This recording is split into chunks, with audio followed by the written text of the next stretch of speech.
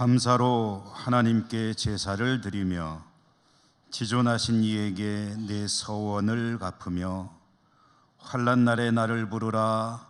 내가 너를 건지리니 네가 나를 영화롭게 하리로다. 아멘. 은혜로우신 하나님 아버지, 삶의 현장에서 저희들과 늘 함께하여 주시고 오늘은 하나님께 예배드리는 복을 누리게 하시니 감사합니다. 올려드리는 우리 예배를 받아 주시옵소서. 예수님 이름으로 기원하옵나이다. 아멘.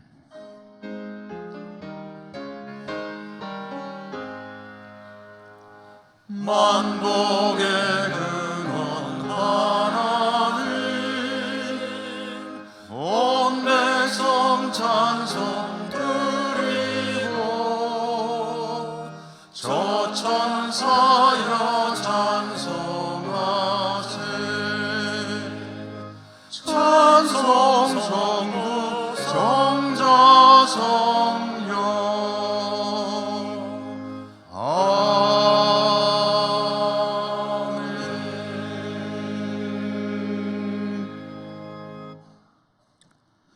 주님께서 십자가 지심으로 구원의 은혜를 베푸셨는데 저희들은 구원받은 하나님의 자녀답게 살지 못할 때 많았습니다.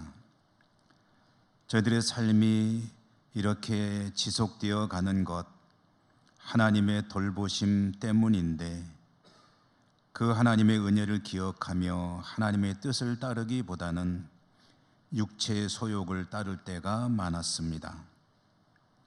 하나님의 나라와 의를 구하는 일에 성공적이지 못했고 오히려 스스로의 나라와 의를 따르는 일에 더 힘쓰기도 했습니다. 저희들의 부족함과 허물과 죄를 불쌍히 여기시고 용서해 주옵소서. 이 시간에 하나님 앞에 저희들의 드러나지 않는 은밀한 죄와 허물들 침묵하며 고백합니다.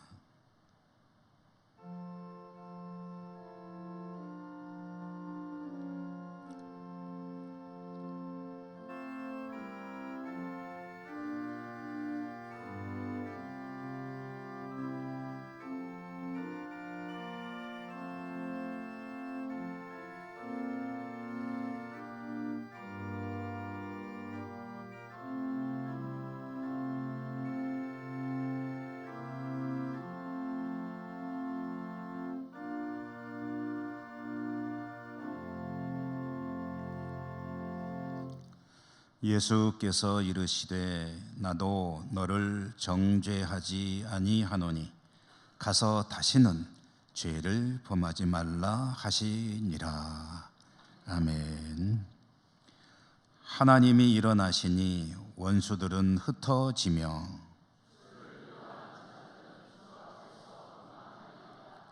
연기가 불려가듯이 그들을 몰아내소서.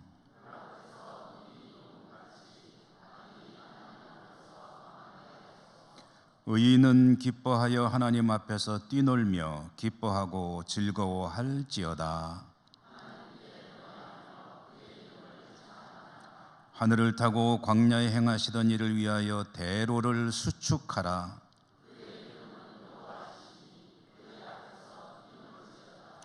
그의 거룩한 처소에 계신 하나님은 고아의 아버지시며 과부의 재판장이시라.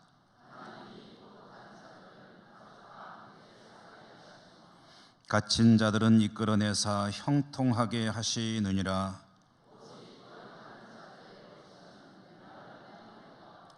하나님이여, 주께서 가난한 자를 위하여 주의 은택을 준비하셨나이다.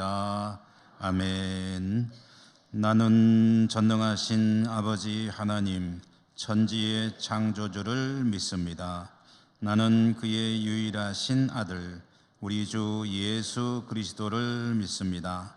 그는 성령으로 잉태되어 동정녀 마리아에게서 나시고 본디오 빌라도에게 고난을 받아 십자가에 못 박혀 죽으시고 장사된 지 사흘 만에 죽은 자 가운데서 다시 살아나셨으며 하늘에 오르시어 전능하신 아버지 하나님 우편에 앉아 계시다가 거기로부터 살아있는 자와 죽은 자를 심판하러 오십니다. 나는 성령을 믿으며 거룩한 공교회와 성도의 교제와 죄를 용서받는 것과 몸의 부활과 영생을 믿습니다. 아멘.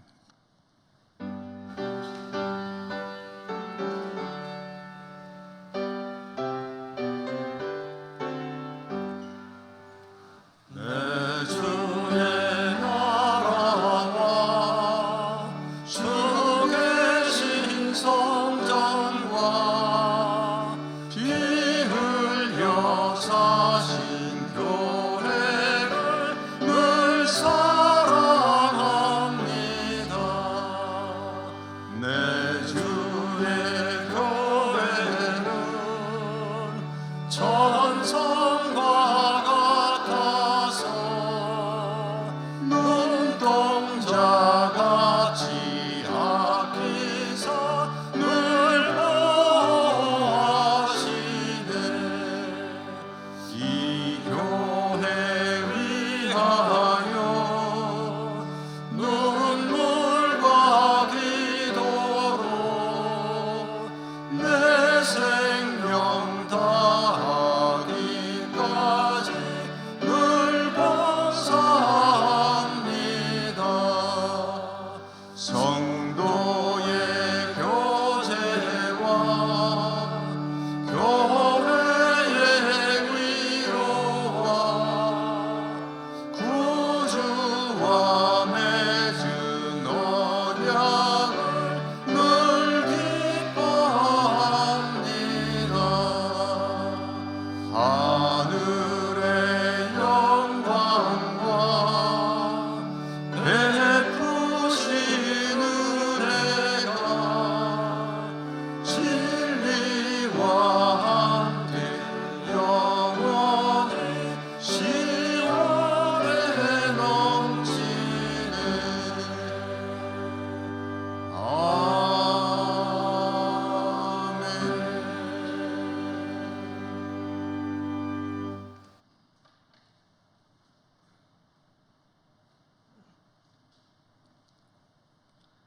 하나님 아버지, 날마다 저희와 함께 동행하시고 복받은 자의 삶으로 인도하여 주심을 감사드립니다. 오늘까지 지내온 삶을 돌아보면 모든 것이 하나님 사랑과 은혜입니다. 이 시간 우리 마음과 생각을 온전히 주님께 집중하게 하시며 온 마음 정성을 다해 예배드리오니 영광받아 주옵소서. 하나님의 말씀을 묵상하기보다 TV와 휴대폰에 마음과 시간을 빼앗겼습니다. 저희를 불쌍히 여겨 주옵소서. 이 시간 저희의 죄를 그리스도의 보혈로 깨끗게 씻어 주옵소서. 사랑의 주님, 오랜 세월 동안 믿음의 본이 되어 주신 살아가는 부모님과 교회 어르신들이 건강을 지켜주시고 무더운 날씨에 몸과 마음이 피곤치 않게 하시며 날마다 편안으로 인도하옵소서. 예천교회 성도님들 가정을 위해 기도드리오니 경제적 어려움과 몸과 마음이 아픔 상처로 기로워하는 가정에는 위로와 새 힘을 주시고 모든 상황으로부터 온전히 회복되는 은혜가 있기를 간구합니다. 사랑과 평화의 하나님, 이 어려운 시기에 저희의 마음을 모아 간절히 기도드립니다. 국가적 위기 상황과 전쟁으로 인해 고통받은 자들을 위로하시고 그들에게 희망과 용기를 주옵소서. 나라를 위하여 기도하오니 대통령과 위정자들에게 지혜를 더하사 우리의 국민의 삶을 세밀하게 살피며 공정한 정의와 공의로 평화롭고 행복한 나라를 위해 맡은 일을 최선을 다해 성실히 일하도록 하옵소서. 이 시간 다음 세대를 위해 기도드립니다. 7월부터 진행되는 여름 성경학교 캠프를 통해 살아가는 자녀들이 하나님 말씀과 사랑 안에서 꿈과 비전을 발견하게 하시고 이 세대를 본받지 않고 거룩함과 정결함을 지키는 믿음의 세대로 바르게 성장하게 하옵소서. 이를 위해 수고하시는 교육자들과 부장과 교사들에게 지혜와 능력을 주시고 엄밀히 베푸시는 은혜를 경험하게 하옵소서. 하나님 아버지, 오늘부터 해외 몽골 단기 선교로 출발합니다. 참가하는 20명 우리의 모두의 건강과 안전을 지켜주시고 단기 선교를 위한 계획 위에도 기름 부어 주셔서 이들의 사역이 주님의 말씀에 든든히 세움받는 이 땅과 온 열방의 마중물이 되게 인도하여 주옵소서. 이 목사님을 기도드리오니 성령 충만함을 더하시고 항상 강건케 하옵소서.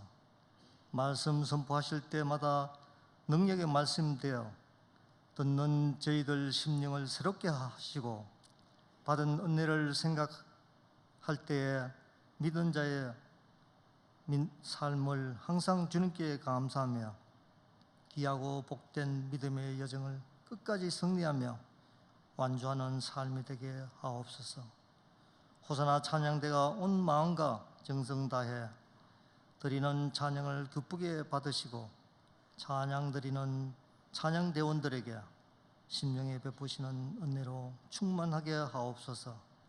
예배를 돕기 위해 수고하시는 모든 분들에게도 주님께서 예비하신 복을 받게 하옵소서. 언제나 우리와 함께 하시는 예수 그리스도의 이름으로 기도드리옵나이다. 아멘.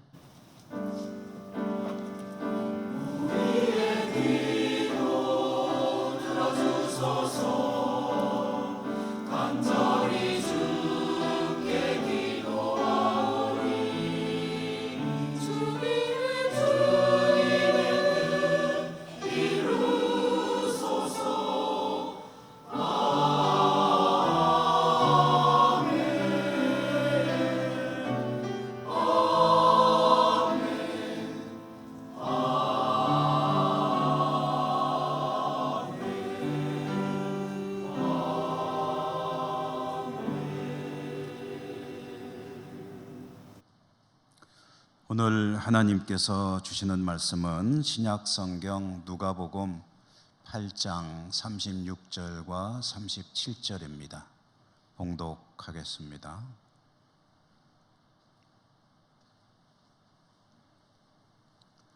귀신 들렸던 자가 어떻게 구원받았는지를 본 자들이 그들에게 이르매 거라사 이네 땅 근방 모든 백성이 크게 두려워하여 예수께 떠나 가시기를 구하더라.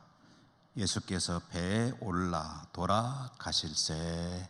아멘.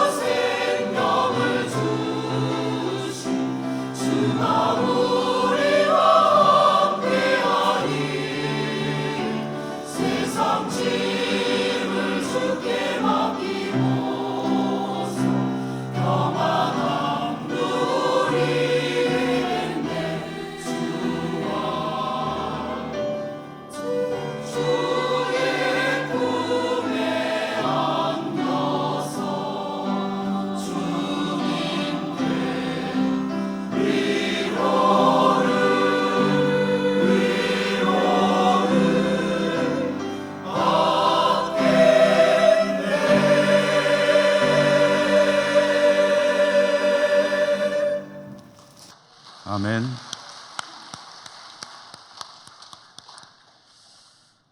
여러분 진심으로 축복합니다.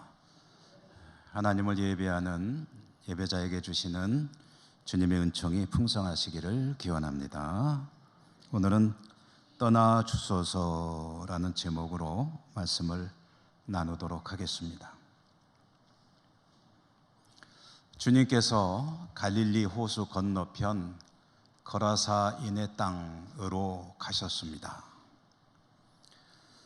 거라사인의 땅은 이름에서 알 수 있듯이 이방 지역입니다. 이방 지역은 하나님의 백성들이 거하는 곳이 아니기도 하고 하나님의 말씀이 성하지 못한 곳이죠. 말씀이 없는 곳입니다. 이런 곳은 악한 영이 더 활개를 칩니다. 하나님과 사람들의 삶이 분리되어 있을 가능성이 높다 하는 거죠. 아니나 다를까 이 거라사인의 땅에 악한 영에 완전히 장악당한 채 참으로 비참하게 살아가는 한 사람이 있었습니다. 그 사람의 삶의 형편을 오늘 우리가 읽은 말씀의 조금 앞부분으로 거슬러 올라가면 27절에서 몇 가지를 언급해 줍니다. 한 3가지 정도 이야기가 되고 있는데, 첫째로 이 사람은 어떻게 살아가고 있느냐? 옷을 안 입었다고 그래요. 그리고 집에를 안 들어갑니다. 그리고 이 사람은 집에 안 들어가면 그럼 어디서 살아요? 무덤 가운데, 무덤 사이에 살고 있었다. 그 외에도 쇠사슬, 쇠고랑으로 채워져 있었다. 이렇게 살아가는 사람의 인생이 사람이 사는 거라고 할 수 있느냐?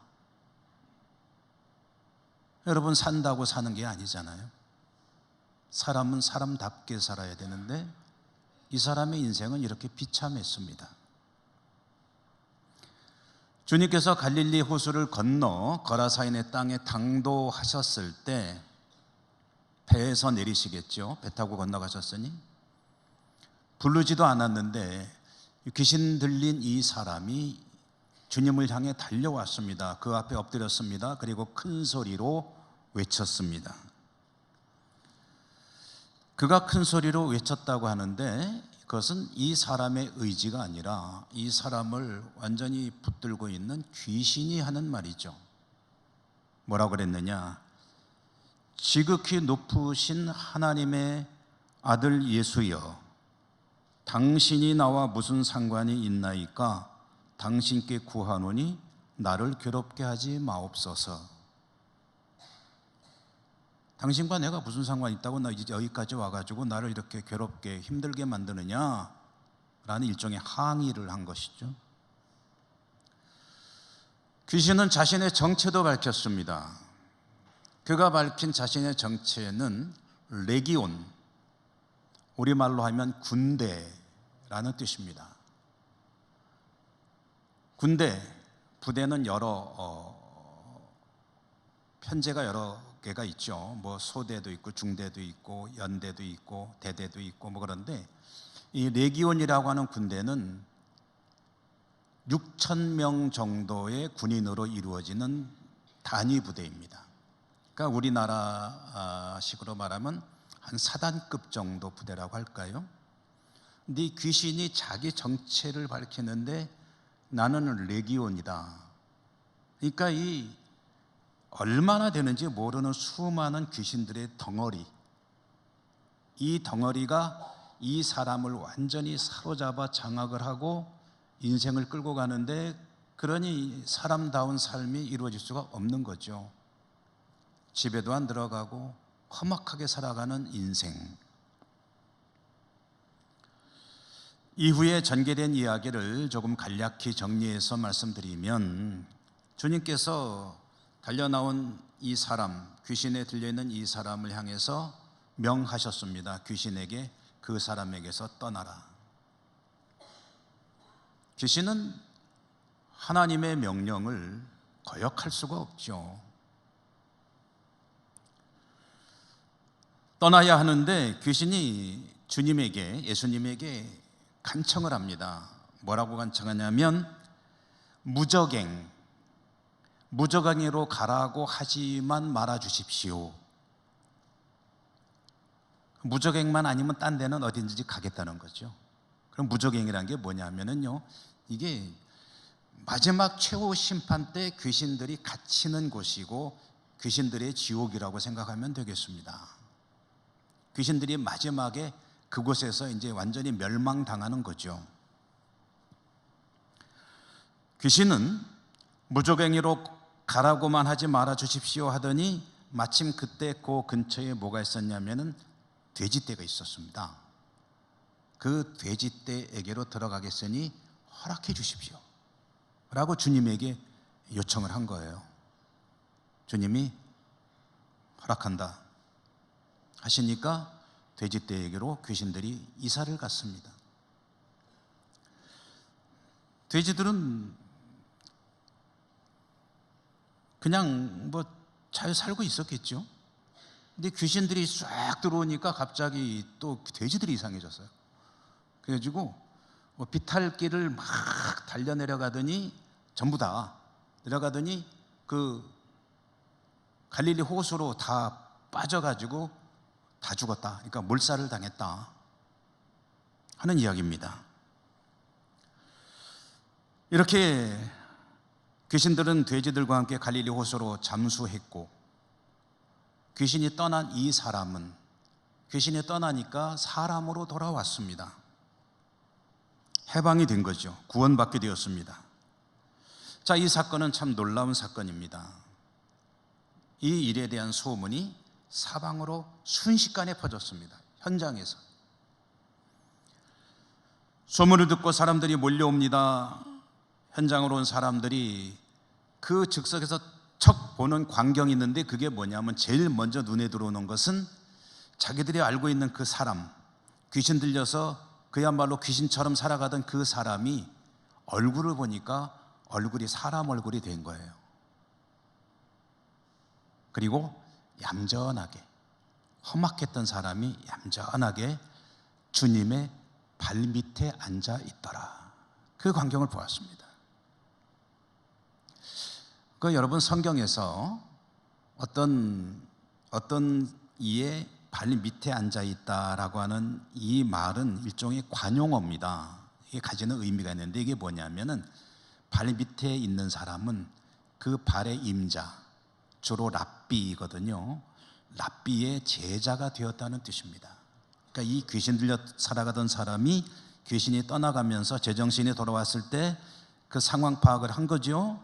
그리고 자기를 구원해 준 예수님의 제자가 되기로 작정하고 거기 이제 앉아 있었다. 그 광경을 몰려온 사람들이 목격하게 되었다 하는 이야기입니다. 자, 이 사람은 이렇게 구원받았으니 얼마나 참 해피한 건지 모르겠습니다. 해피엔딩이죠, 이 사람에게는. 그런데 자, 여러분, 이 사건을 목격한 그 주위에 있는 사람들, 거라사 사람들, 이 사람들은 이 상황을, 현장을 목격하고 그로 인해서 어떤 영향을 받게 됐을까? 이 일이 그들에게 어떤 영향을 미치게 됐을까? 놀라운 기적을 목격했으니 그들도 주님을 영접하게 되었을까? 구원받게 되었을까? 어떻게 되었을까? 거라사 사람들의 반응이 오늘 제가 봉독한 이 말씀, 이 이야기를 전해주는 단락은 꽤 길거든요. 그래서 제가 다 읽지 않고 중간에 딱 두 절만 읽었는데, 그 두 절이 뭐냐면 이 사건을 목격한 거라사 사람들, 거기 있었던 사람들과 몰려와서 소식을 들은 사람들이 보이는 반응을 소개하는 말씀입니다. 어떻게 됐나요? 한번 다시 읽어보면, 귀신 들렸던 자가 어떻게 구원받았는지를 본 자들이 그들에게 이르매, 거라사인의 땅 근방 모든 백성이 크게 두려워하여 예수께 떠나가시기를 구하더라. 예수께서 배에 올라 돌아가실세. 자, 여러분, 그 현장에 있었던 사람들, 일종의 증인들이라고 할 수 있겠죠. 이 사람들이 어떻게 반응했느냐 하면은요, 그들은 주님에게 자기들 지역에서 떠나달라고 요청을 했습니다. 선생이요, 우리 동네에서 좀 떠나주십시오. 여러분, 좀 뜻밖의 반응이 아닌가요? 귀신 들린 사람이 치유되고 귀신이 주님에게 굴복하는 광경을 목격했다면 그걸 본 사람들은 어떻게 반응할 것으로 예상됩니까? 상식적으로.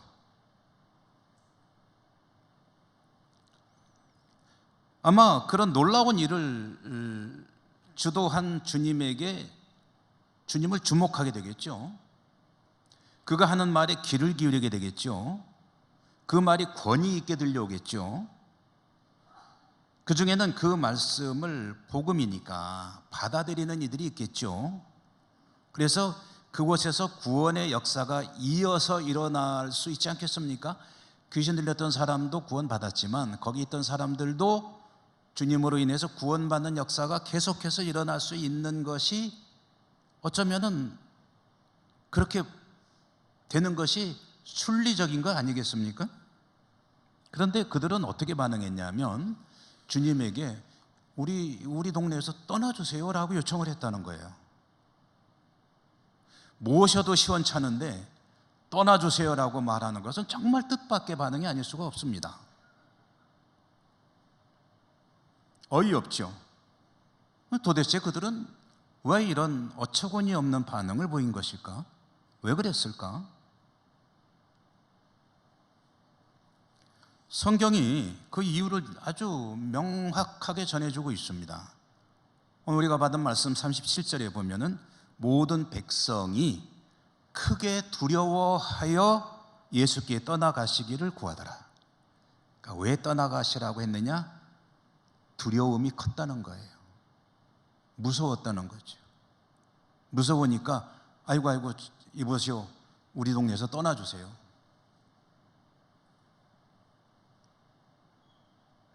그들이 요청하니까 주님은 그 동네를 떠나셨습니다. 근데 여러분, 여기서 이제 또 궁금해지죠? 이 사람들이 그게 뭐가 두려웠을까? 주님이 오셔서 한 사람을 살려주셨는데, 놀라운 구원의 역사를 목격했는데 그게 왜 무서웠을까?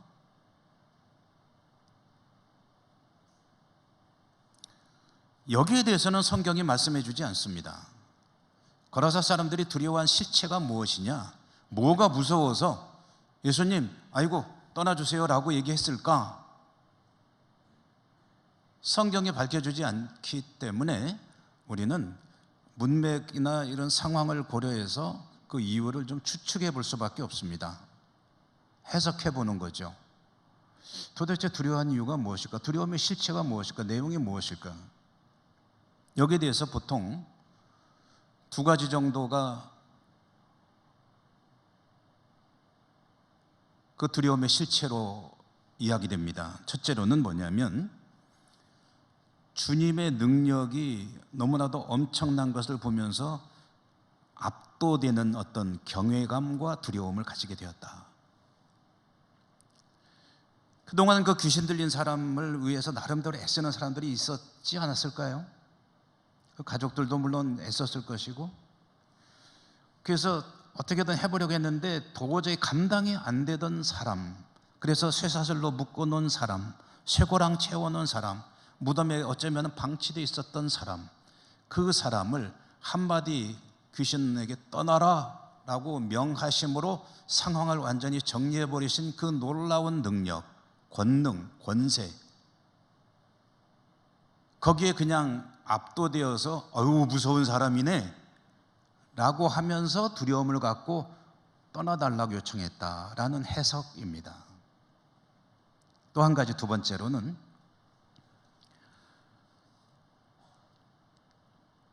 죽어버린 돼지떼로 인한 두려움입니다.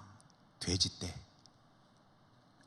이 돼지 떼라고 그랬는데요. 누가복음에는 몇 마리쯤인지 나와 있지 않지만 마가복음에 이 같은 사건이 기록되어 있는데 마가복음에서는 마리수가 나와 있습니다. 2,000마리라고 되어 있습니다. 돼지 2,000마리. 혹시 돼지 2,000마리를 보신 적 있으신가요? 돈사에 가면은 보통 몇 마리 볼 수 있습니까? 한 100마리? 저는 돼지를 최대로 본 게 한 10마리 봤나? 그 다음에 TV에서 보면 멧돼지 어미가 새끼들 몰고 다니는 거 한 10마리? 예, 그런 건 본 적이 있는데 돼지 2,000마리 하면 도대체 어떨지 상상이 안 돼요. 그 돼지 2,000마리가 몰살을 당했습니다. 그런데 이것은 이 사람들, 거라사인 사람들 중에 그 돼지 주인이 있을 거 아니겠습니까? 그 사람이 한 사람일지 아니면 공동으로 같이 키우는 거라면 몇 사람일지는 모릅니다만은 아무튼 큰 재산입니다. 큰 재산이 한꺼번에 순식간에 다 죽어버렸습니다. 고기로도 못 팔아요. 다 물속으로 들어가 버렸기 때문에. 자, 이런 엄청난 손실을 순식간에 입은 사람들의 뇌리 속에 어떤 생각이 드느냐? 아이고, 저 양반 큰일 날 사람이네. 저 양반 여기 계속 있다가는 이런 일이 또 발생하면 어떡하지? 우리는 다 망하는 거 아니야? 이보시오.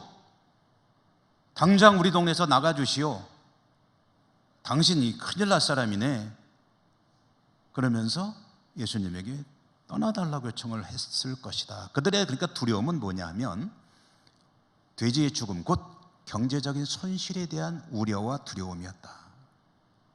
자신들의 삶의 재정적인 측면이 무너지는 것에 대한 두려움이었다. 이 두 가지 이 두려움에 대한 이해가요, 성경을 연구하는 학자들의 대표적인 견해입니다. 제가 두려움이 뭘까 하고 이런저런 자료들을 찾아보면서 이 두 가지로 이렇게 압축이 되는 것 같은데, 저는 첫 번째 이해에 대해서는 별로 공감이 안 가요. 왜냐? 그 현장이 무슨 자기들에게 해코지한 것도 아니고 엄청난 놀라운 기적의 현장이기도 하고 사람 같지 않은, 사람처럼 살지 못한 한 인생을 구원해 준 그런 현장이기 때문에 그 현장에서 그 주님에게 무서움을 가지게 됐다는 것은 사실 잘 납득이 가지 않습니다. 공감이 안 돼요. 그래서 첫 번째는 저는 아닐 거라는 생각이 듭니다. 그런데 두 번째는 충분히 공감이 가죠. 그들이 두려워한 것은 무엇일까? 잃어버린 돼지에 대한 아까움, 그리고 앞으로 또 그런 일이 있을까 생각되는 두려움. 이것이 그들이 두려워서 주님으로 하여금 떠나주세요 라고 요청한 이유라고 이제 생각을 하게 되는데요. 여러분, 오늘 이 이야기를 보면서 우리들도 한번 이 현장을 들여다봅니다. 그러면은 여기에 중요한 두 축이 있습니다. 두 가지 사건이 있다는 거죠. 하나는 뭡니까? 한 사람이 구원받는 구원의 역사가 이루어지고 있습니다. 또 하나는 뭡니까? 2,000마리나 되는 돼지를 잃어버리는 경제적인 손실이 있습니다. 이 두 가지 일이 같이 섞여 있는 현장입니다. 주님이 그곳에 계셨고 거라사 사람들도 그곳에 있었고, 주님도 그 현장의 사건을 보고 계셨고 거라사 사람들도 그것을 보았습니다. 말하자면 같은 사건, 같은 내용을 같은 현장에서 주님과 거라사 사람들이 보고 있었다는 거죠. 그런데 똑같은 일을 바라보는 시선이지만 그 일에 대한 생각, 평가, 이해는 완전히 달랐습니다. 주님은 한 사람의 구원 사건, 한 영혼이 구원받는 것을 돼지 2,000마리 잃어버리는 것보다 더 큰 사건, 큰 일로 보았습니다.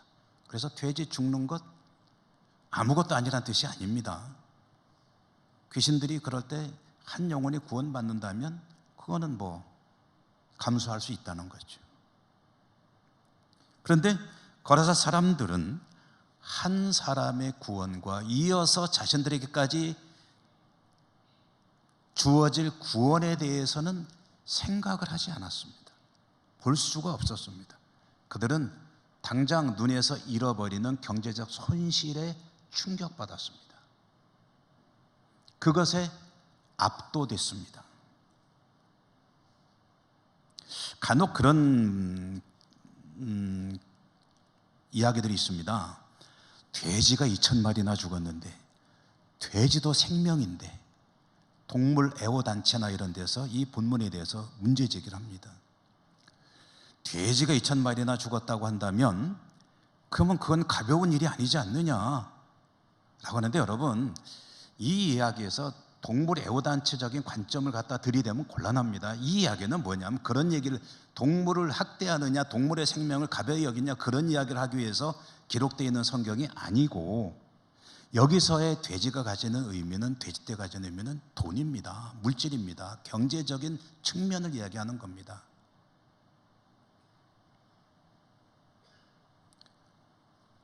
고라사 사람들은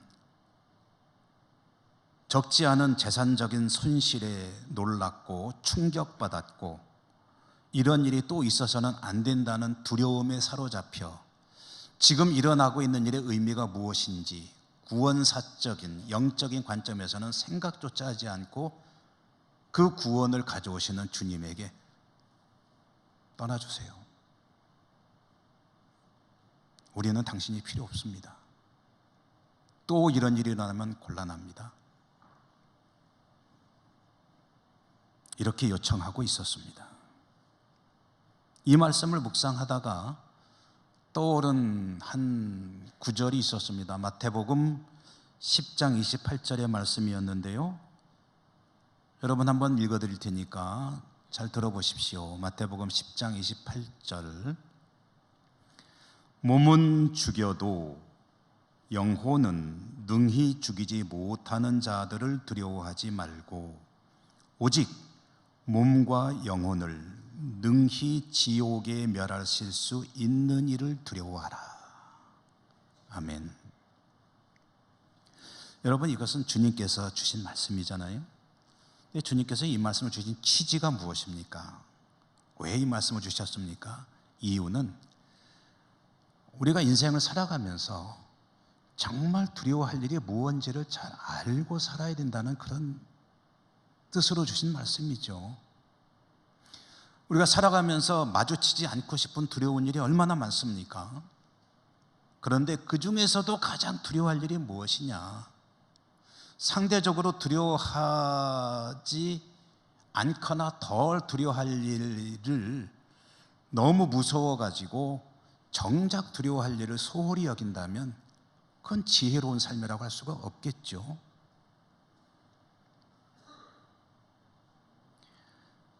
우리 몸이 아프고 고통스럽고 질병이나 여러 가지 어려운 상황에 노출된다면 그건 참으로 두려운 일입니다.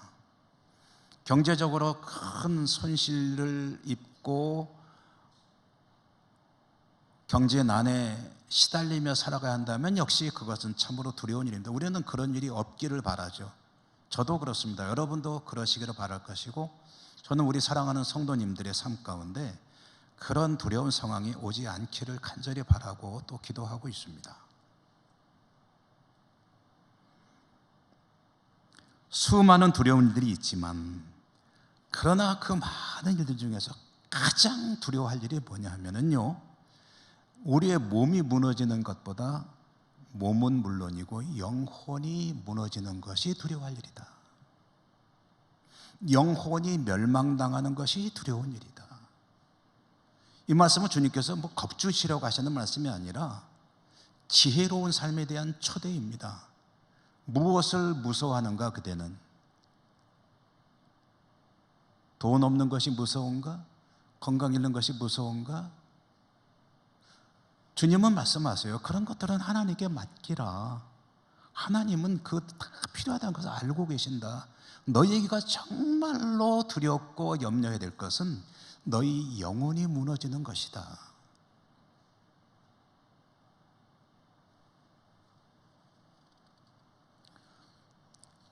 거라사 사람들은 모르는데 귀신은 이 사실을 잘 압니다. 그야말로 귀신은 귀신같이 알았어요. 그래서 주님에게 요청했죠. 간청합니다. 무적행만 말고 다른 데로 갈 수 있도록 허락해 주십시오. 무적행 가는 것이 망하는 거거든요.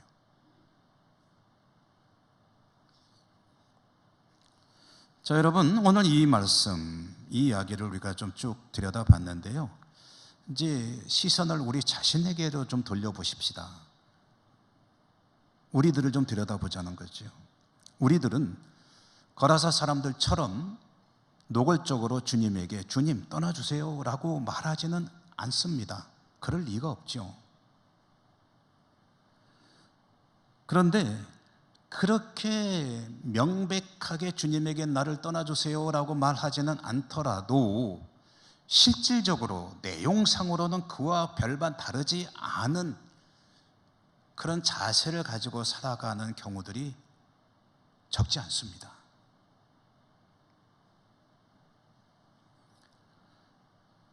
주님, 나에게서 관심을 좀 끊어주세요. 너무 부담스러워요. 제가 전도할 때 어떤 분이 그러시더라고요. 나는 내 성격상 예수님 믿으면 너무 철저하게 믿을 것 같아. 그래서 안 믿으려고 그래. 자기는 한번 빠지면은 끝까지 끝장을 본다는 거죠. 그러니까 믿으려면 제대로 믿고 안 믿으려면 안 믿을 텐데, 근데 예수님 믿으면은 수도사처럼 살아야 될 것 같아서 자기는 못 믿겠대요. 너무 저한테 관심 가져주지 마세요. 여러분, 우리 이제 부목사님들하고 전수사님하고 이제 목회를 하면서 간혹 우리 성도님들이 요즘에 조금 교회에서 좀 잘 안 보이시는 것 같아. 그래서 한번 전화 좀 한번 해보세요 라고 얘기하면은, 그러면 어떤 분들은 전화 걸으면 막 화를 내는 분들이 계신데요. 뭐 감시하냐고. 아니요, 교회에서 조금 안 보이셔서 궁금해서 전화, 어디 편치 않으신 거 아니죠? 부담스러우니까 자꾸 그렇게 전화하지 말라고. 그리고 부목사님들이 전화 신방에 들은 거 하려고 하면 막 무서워해요. 어떤 분들은. 여러분, 혹시 전화 오시면 사랑으로 전화했구나 라고 이해해 주시면 고맙겠습니다. 주님, 제가 이런저런 형편 때문에 잠시만 주님을 떠나 있을게요. 여러분, 이렇게 말한다는 소리가 아닙니다. 그런 자세를 가지고 산다는 거예요. 제가 잠시만 주님 떠나 있는 거 이해해 주세요. 이런 것들이 주님 떠나 주세요라는 것과 사실은 표현은 좀 다를지 모르지만 본질로 들어가 보면 같은 소리라는 거예요. 멀수록 좋은 게 있습니다. 가까울수록 좋은 것도 있습니다. 멀수록 좋은 게 뭘까요? 성경에서 보니까 악은 어떤 모양이라도 버리라고 했죠. 악한 것들과는 멀수록 좋겠죠.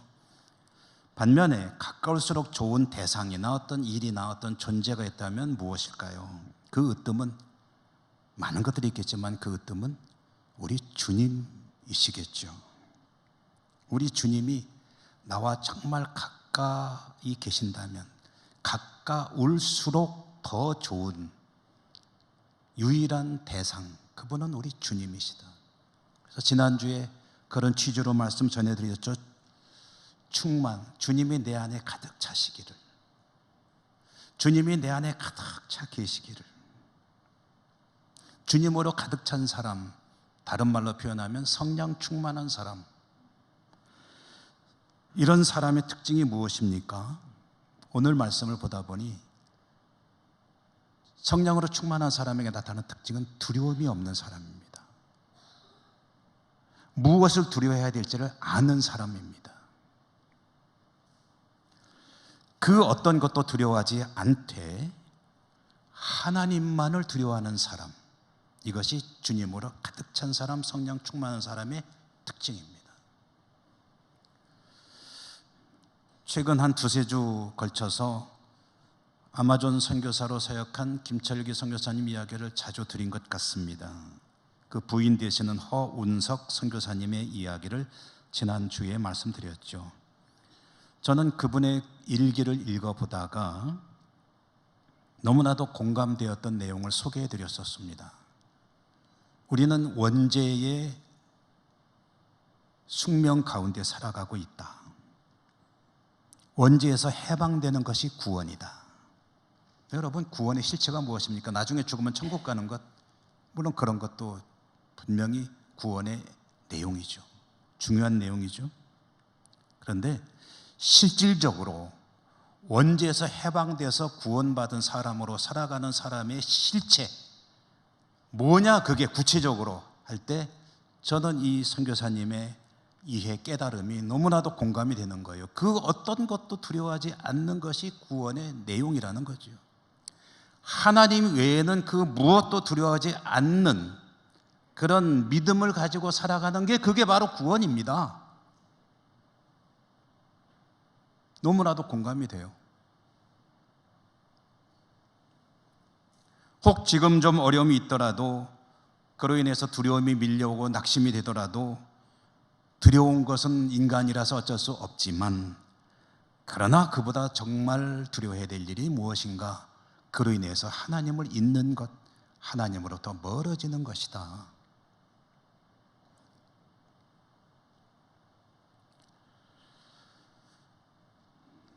여러분, 주님과 멀어지는 것이 얼마나 불행한 일인가를 잘 보여주는 이야기가 누가복음 15장에 나오는 집 나간 아들 이야기 아닙니까?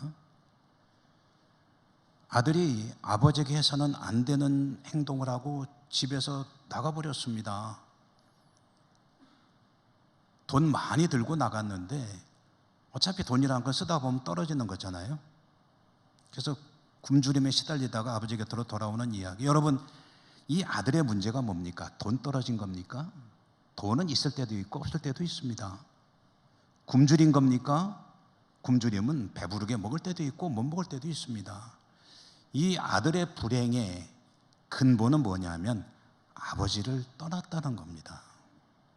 아버지로부터 멀어졌다는 겁니다. 이게 근본입니다. 그의 삶의 불행은 아버지로부터 멀어지는 겁니다. 그런데 이 모든 문제가 언제 해결됐습니까? 아버지가 돈 붙여줬습니까? 좋은 직장에 취업해서 해결돼서 문제가 해결된 겁니까? 아니에요. 아버지 곁으로 돌아오니까 모든 문제가 해결이 됩니다. 주님과 얼마나 가까이 살고 있느냐. 그런데 혹시 주님 떠나주세요 라는 믿음을 가지고 살고 있는 것은 아니냐. 주님만이 생명이고 주님만이 소망이고 주님만이 나에게 구원을 주시고 나의 삶을 책임져 주십니다. 그 누가 나를 책임질 수 있습니까? 아무리 나를 사랑하는 내 가족도 내 삶을 책임져 주지 못합니다. 오직 주님만이 나를 책임지시는 유일한 분이십니다. 주님께서 말씀하셨습니다. 하늘 아버지는 너희들의 머리카락도 다 세고 계신다. 하찮아 보이는 참새 한 마리라도 하늘 아버지께서 허락하셔야 땅에 떨어지는 것이다. 하물며 너희들이랴. 여러분, 오직 하나님만을 두려워하며 그 하나님만을 사랑하며 주님과 정말 가까운 삶을 살려고 애쓰며 노력하며 살아갈 때 여러분의 삶이 복된 삶이 될 것입니다. 그 은혜가 풍성하시기를 주님 이름으로 축원합니다. 은혜로우신 하나님 감사합니다. 오늘도 말씀을 주셨습니다. 그 말씀 붙들고 늘 주님과 동행하는 주님이 저희들 내면에 가득 차시는 삶으로 힘쓰겠습니다. 도와주시고 축복하시고 영광 거두시옵소서. 예수님 이름으로 감사하고 기도드립니다. 아멘. 찬송하시며 봉헌하십니다.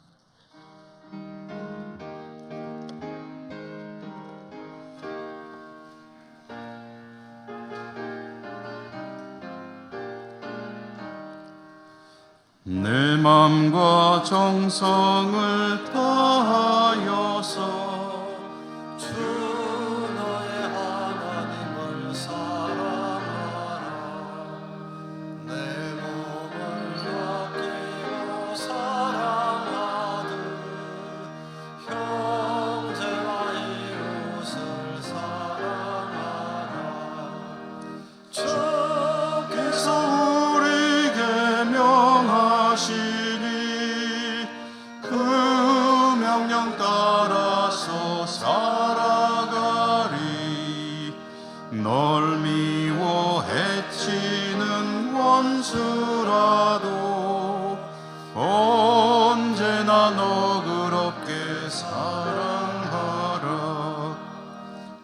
주를 핍박하는 자 위에서도 진실한 마음으로 복을 빌라. 주께서 우리에게 명하시니 그 명령 따라서 살아가리.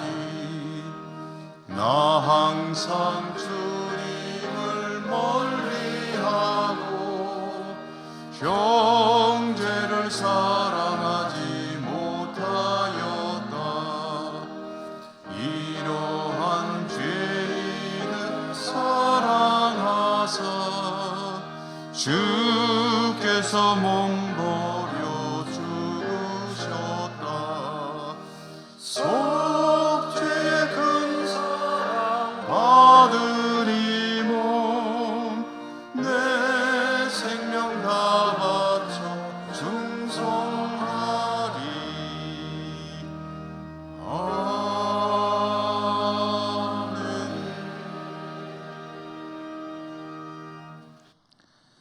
오늘도 하나님을 예배할 수 있는 복을 주셨으니 감사합니다.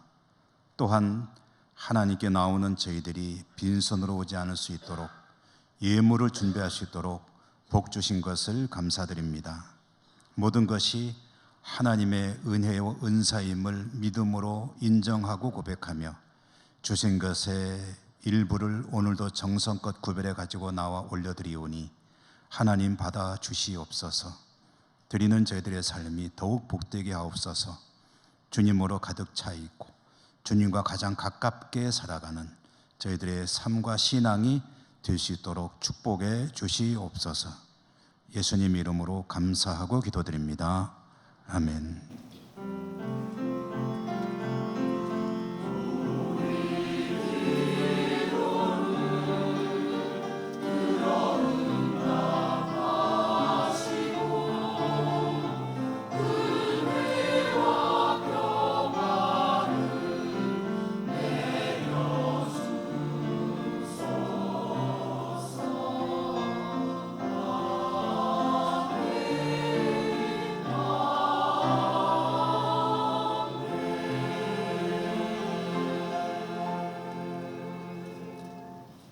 교회 소식입니다. 오늘 오후 예배는 몽골 단기 선교팀이 출발하는 날이기 때문에 단기 선교팀 파송 예배로 드립니다.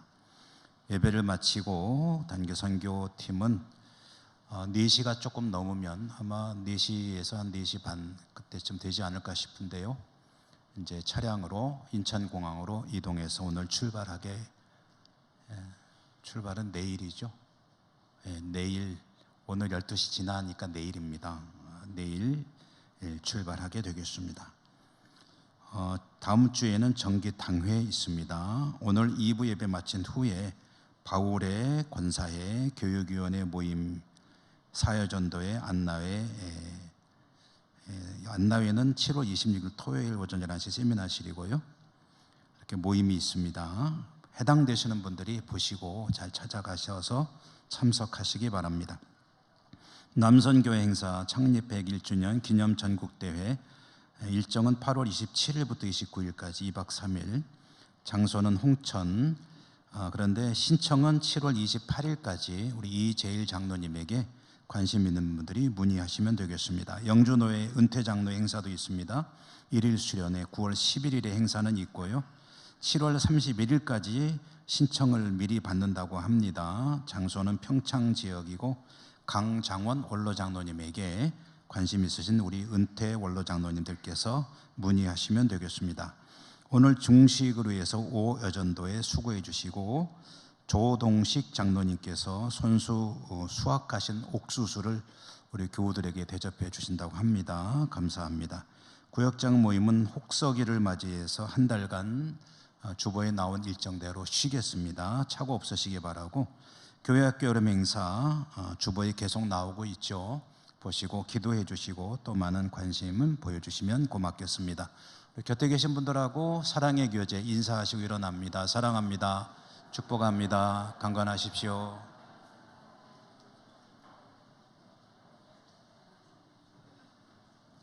주기도송과 축도로 예배 마칩니다.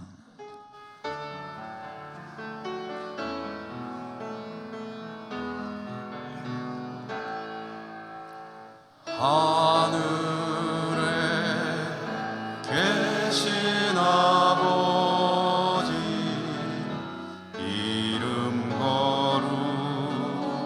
거룩하사 주님 나라 임하시고 뜻이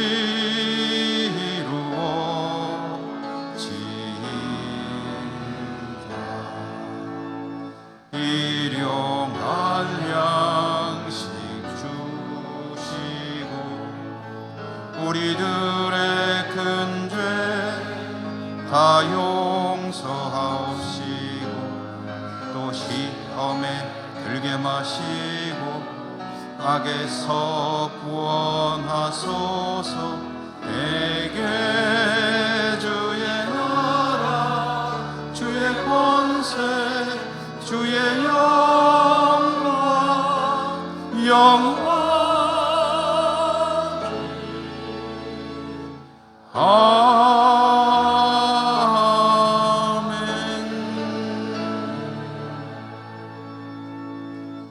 하나님을 예배하고 주의 백성들이 삶의 자리로 다시 나가게 됩니다. 하나님, 저들 그대로 홀로 살아가게 하지 마시고 늘 함께 계셔 주시고 동행해 주시고 또 지근거리에 계셔 주시고 저들이 주님을 그렇게 찾을 수 있도록 은혜 더하여 주시옵소서. 여러 곳에 흩어져 있는 우리 사랑하는 가족들에게도 하나님 은혜 풍성히 내려 주시옵소서. 예수님 이름으로 감사하고 기도드립니다.